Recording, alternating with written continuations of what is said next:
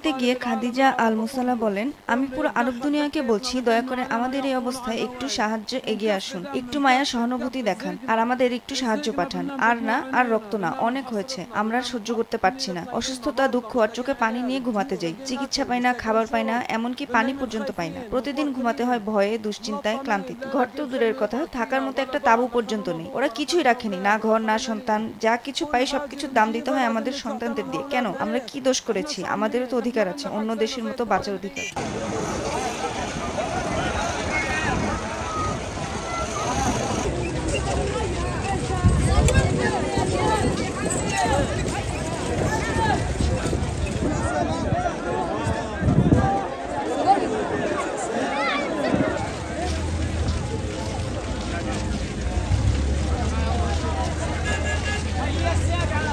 ত্রাণ গ্রহণকারী ইউসুফ আল আওয়াদা বলেন, আমরা মৃত্যুকে চোখের সামনে দেখেছি। আমরা সকাল 6টা থেকে বাইরে ছিলাম, নিজের চোখে মৃত্যুকে দেখেছি। 4 ঘন্টা রোদে ছিলাম, টানা 4 ঘন্টা পুরোপুরি রোদের মধ্যে। আল্লাহ আমাদের জন্য যথেষ্ট হন, তিনি আমাদের হেফাজত করুন।